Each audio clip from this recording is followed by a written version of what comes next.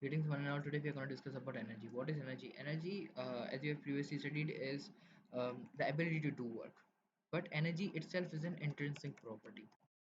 It is an intrinsic property, which means it is not having a proper definition of its own, but it can be defined on the basis of work that it is the ability to do work. Other intrinsic properties includes mass as well as charge and energy. These are three intrinsic properties. After which it is ability to work. What is it consisted of? It is of different types such as potential energy, kinetic energy, gravitational potential energy, gravitational potential energy, um, elastic potential energy, and what else we are having? We are having wind energy, solar energy, electrical energy. We are having other types of energy such as um, nuclear energy. We are having biomass energy, geothermal energy.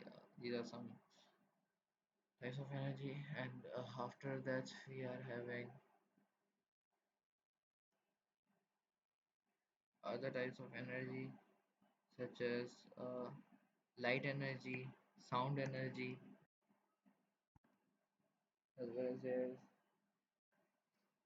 heat energy, mechanical energy, heat energy, chemical energy, chemical energy, and there are lots of other examples. So energy is basically of different types. But here, first we are going to discuss about kinetic energy. What is kinetic energy? Kinetic energy is having its formula as 1 upon 2 mv square, as we have previously studied what is the derivation of it.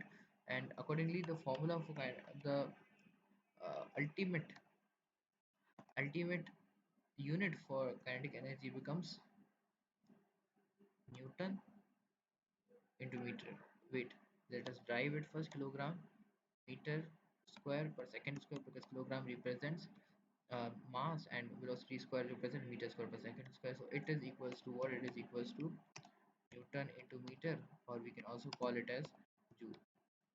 So this is the unit of kinetic energy. After which we are having its dimension. Dimension is same as uh,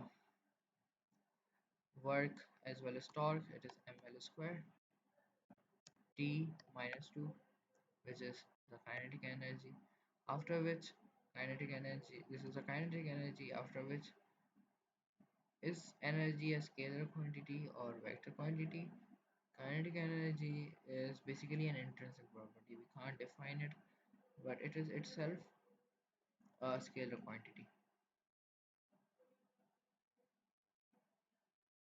After which we are having other MCQ's point that, for suppose we are having two bodies, body A. Now this body A covers a distance. Body A covers a distance. Its mass is basically 5 kilogram. It's having initial velocity, final velocity. Initial velocity is 5 meter per second. Final velocity is not given. It is saying that at final velocity it comes at rest. It comes at rest, due to which final velocity also becomes zero. Now, what would be the kinetic energy? Kinetic energy would be zero as well, because it is at rest, and at rest, kinetic energy doesn't exist. And kinetic energy is what? Kinetic energy is due to the motion. We have previously studied kinetic energy is due to motion, potential energy is due to position, and kinetic energy is due to motion. And if motion is not there, velocity is not there, then there would be no kinetic energy. So in this condition, kinetic energy is zero. Kinetic energy is equals to zero. Ultimately, according to this formula, if mass is increased one time, kinetic energy is increased one time. Mass is doubled, kinetic energy is doubled. Mass is increased 5 times, kinetic energy is increased 5 times.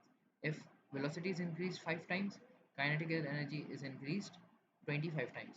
If kinetic energy is increased 4 times, kinetic energy is increased 4 times, mass is increased 4 times.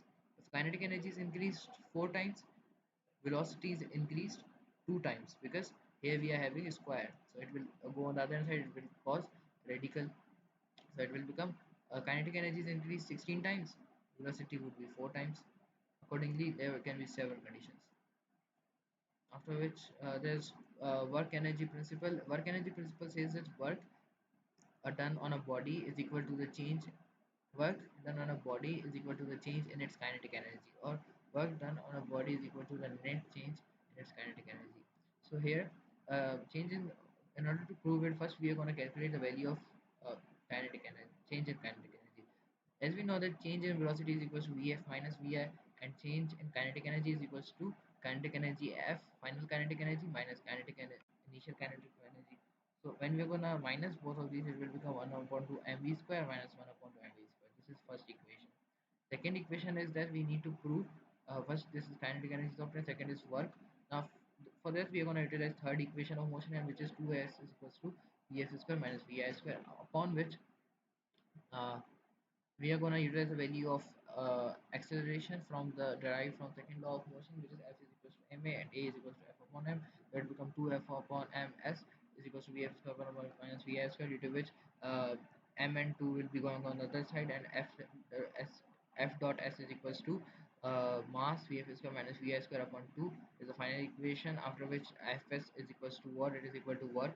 So work is equals to 1 upon 2 mv square upon 1 upon 2 mv square. How is it obtained? Because here we are having m upon 2, which is multiplied with vf square and vi square. When it is multiplied with both, it becomes 1 upon 2 mv square plus minus 1 upon 2 mv square is equals to 1. So in both of these conditions are having same, both of these are equal, due to which we say that both of these are same. So due to which we can say that work done is equals to the net change in its kinetic energy.